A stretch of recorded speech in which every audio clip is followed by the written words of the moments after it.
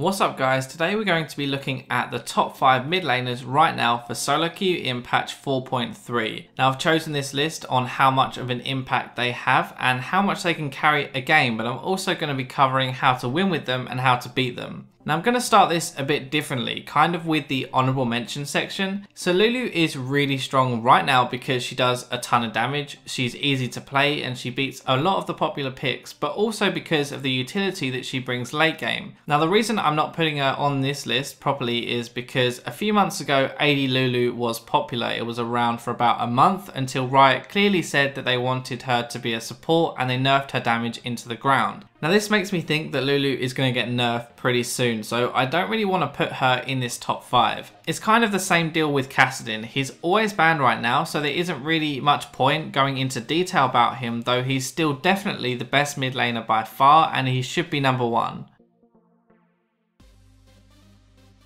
So at number 5 we have Kayle. Now Kayle has always kind of flown under the radar. Occasionally she'll come back into favour, but then she's going to fall out quite quickly after. Now Kayle has a lot of damage, her ultimate is really strong at every single stage in the game, and she also scales so well with items that it means that she can snowball really hard if she gets fed early. Now she even has her heal, which isn't really that good, but it does let her sustain in lane and farm up to those items that she needs. Now if you think about how many times your jungler ganks, screws it up and dies and feeds your enemy laner double buffs, then well Kayle's ult kind of prevents these dumbass plays, and that in itself is pretty good for solo queue. Now she does struggle against CC because she has no escape, and so if they manage to blow your ult, you're extremely vulnerable. The other problem is that your ult is great at blocking burst, but you don't really have an answer to poke damage. Now Kayle is pretty short range in comparison to a lot of other mid laners right now and can easily get bullied if you don't play it correctly. The core items I mentioned earlier, in my opinion, are the Nash's Tooth and Lichbane. Now it's kind of personal opinion and based on the actual game you're playing in, which way around you're going to get the items, but once you have both you will start to destroy everyone. Now when you're playing as Kayle, the biggest thing to focus on early is farming and trading with your Q, followed by a few auto attacks when they don't have their cooldowns. Kayle doesn't have a huge amount of damage early, but over time the few auto attacks will really actually start to add up.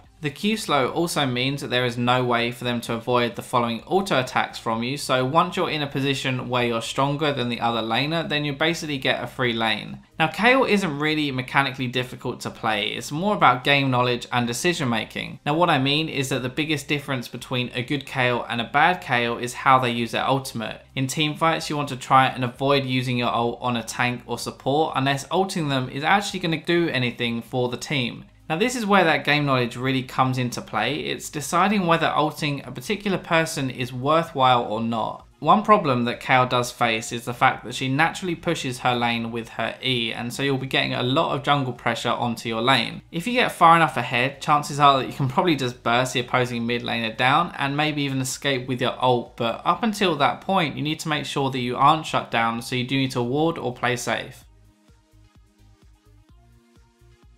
So at number 4 we have Nidalee. Now Nidalee is always a pain in the ass to play against, and we've actually seen a bunch of Nidalee bans start to happen in the LCS as well. She's got insane poke, she's really hard to actually catch and kill, and her heal means that it's so hard to force her out of lane or burst someone down in a team fight. Now the reason she is just so annoying is that if she's good or you don't dodge, then it's practically impossible to close the game out against a Nidalee. You'll start just trying to take towers or force objectives, and she's going to sit there and throw spears until one person on your team eats one of them to the face and has to go back to base to heal. Now the other reason she's so good in solo queue is because she can roam so well. Now by the time you've realised she's missing and have let your team know, she's probably already on that lane and killing them. The biggest downside to Nidalee though is her lane phase is pretty tough. Now it's not as bad as many people make it out to be, because if you hit your spears and you know her limits, then you can actually win most lanes. It just takes a ton of practice to get to that point with her. Now the item build that I put on screen now is the one I use, but in general you just want to focus on doing damage. The Athenes gives you mana regen and cooldown reduction so you can throw more spears, but this is only really going to be good if you're ahead or if you farmed well. If you're behind, you just need to do as much damage as possible, and so getting that death cap and void staff is going to be the best bet. Now when you're playing as Nidalee, you want to try and auto-attack the creeps as much as possible in lane to make sure that you don't get to your tower early. Pre-6 Nidalee has a really tough time farming under turret, and always auto-attacking is really the only way she has of keeping the wave out of range. Once you're out of your lane phase, it should get a lot easier for you, so you should try and push and roam as much as possible, but the best thing to do is just ward an entire side of their jungle. Now this sounds kind of dumb, but not only will it make ganking impossible for their team because you'll see them coming, but it'll also mean that you can just spear anyone who walks into their jungle and keep them on the back foot the entire game.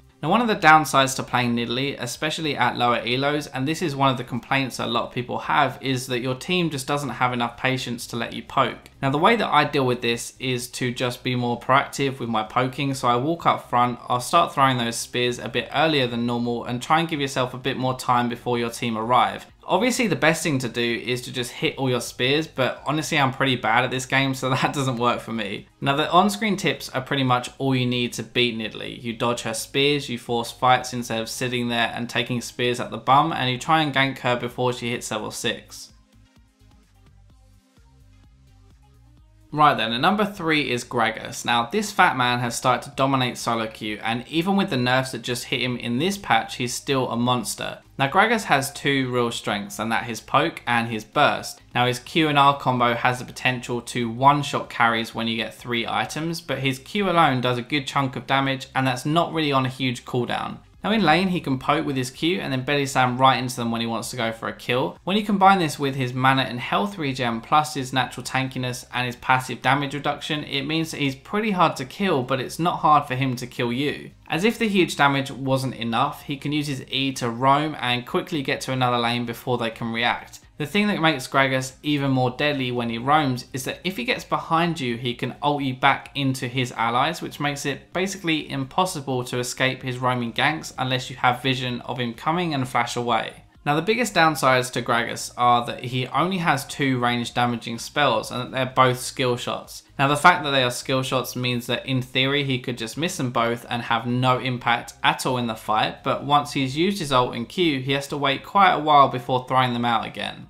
Now there are actually a ton of different builds you can go on Gragas, but this one is the most common. Now cooldown reduction is really important, so you either need to get Deathfire's Grasp, Morello Nomicon or Athene's pretty early, and then you want to maximise your damage as much as possible. When you're playing as Gragas, you want to try and CS as much as possible because everything becomes much easier after your first few buys. Your kill potential is really in the first few levels if you E into them, or after level 6 when you have your ultimate, but it's still a good idea to poke a bit with your Q to stop them engaging onto you. Now as I said earlier, your initial burst is the majority of your team fight, so you need to make sure that you hit that Q and R combo on the back line and basically take them out of the fight. You might not actually kill them, but they'll be so low that if they do come back in, they will die, and that's pretty much just as good. Now with the state that Gragas is in right now, people tend to view him as a threat right from the start, and so will spend a lot more time trying to shut you down, so I do recommend that you only ever use your E in lane if you know where the enemy jungler is. His weakest point in the game is early, and so that's the point where you're most likely going to get shut down if you do.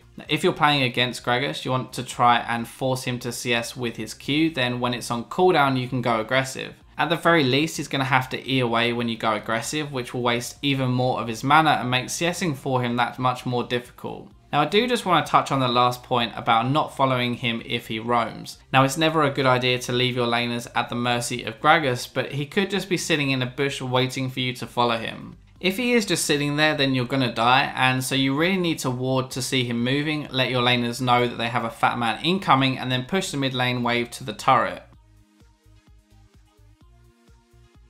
So at number 2 we have LeBlanc, and arguably she could have the number 1 spot on this list for a few reasons. Now she's basically the perfect mid laner for solo queue because she can dominate lanes easily, she can kill the jungler if she wards, she can roam well, and she can one-shot someone with ease. Now all of these things together mean that she snowballs so hard, and if there is one thing that solo queue players are really bad at, it's playing safe enough to stop that snowball. I've put here that she can carry a game by herself, and what I mean is that she can control the entire map and she can kill anyone, so if you play it right then no one can stop you winning that game. The reason I didn't put her at number 1 is because she's more of a risky pick. She's not that easy to play with all the skill combinations, and while she has the potential to control the map, it's not really that easy to do. So item wise, I've always personally preferred Deathfire's Grasp and Void Staff first. Now LeBlanc scales with penetration better than most mid laners, which means that this combination is more than enough to one-shot anyone mid game. You can also build an Athene's first instead if you're against a heavy AP team, but I just don't think it's that good. It's less about carrying the game by yourself and more about team fighting, which is not really LeBlanc's strong point. When you're playing as LeBlanc, the first thing you really need to do is learn the different combinations of spells that you can do and when you should do each one. Now I've put the 3 most common examples up here. So WQR is jumping forward and firing 2 Qs off, which is your basic harass tool from a long way away. The second is if you're closer, but you will do way more damage and probably lead to a kill. So Q first, silence with W, then W again for huge damage, and finish it off with a chain. The final one is when you're insanely fed and you just need the time to lock them down. Now Q first and chain for the silence, then ult again for another chain and double stun, which should give you enough time to finish them off or for your team to come in. The biggest thing you want to focus on is snowballing the game. So sure, it's nice that you've killed your opponent 3 times now, but they're not going to be worth any money anymore. So it's time to take that win in your lane and start to make other lanes win as well. Now this is why LeBlanc is so strong in solo queue, because she doesn't just win her lane, she makes her team start to win too. The best things to do against LeBlanc is 1. Ward so you can always see where she is and she doesn't just surprise burst you. 2. Save your burst or CC for when she jumps into a fight. And 3. Try to shut her down early when she uses her W to harass.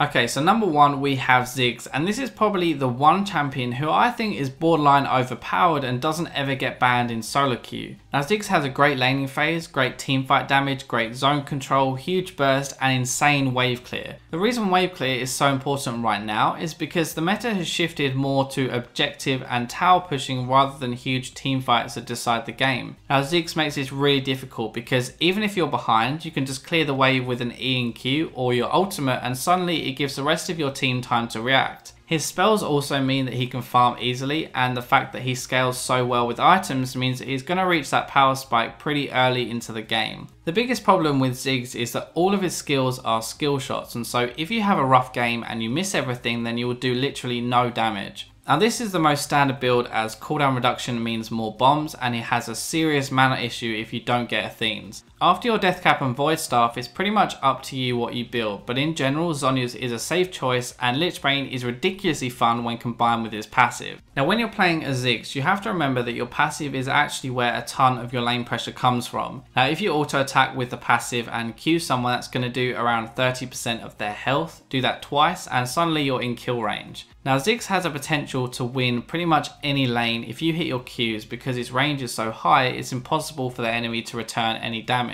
Make sure you save your W for when you get ganked, as this is your only escape, and it honestly doesn't do enough damage to warrant using it aggressively. Apart from your W, you can also use your minefield to prevent enemy junglers getting to you, but there are a few things that you can do to try and shut Ziggs down early. Now heavy crowd control is the easiest way because he has no immediate way of retreating, giving you time to burst him down. The biggest thing to focus on when laning against Ziggs is just dodging his Q, because that is literally all of his damage apart from his passive. Now a really easy way of doing this is to get lane control and then force him to use his Q to farm from a distance. Not only does it mean that he can't use it on you, but it also means that you can go aggressive as his damage is reduced. Chasing Ziggs is probably one of the worst things you can do, even worse than chasing a Nidalee, because he's just going to throw mines and bombs at you and force you to run away. The ideal thing is to bait him into objectives and force him to come to you, allowing you to turn and get a clean engage, but never fight him in the jungle where his ult and E are going to destroy you. Okay, so that wraps up my top mid laners for patch 4.3, and if you enjoyed the video please like and subscribe, but I will catch you in my next video.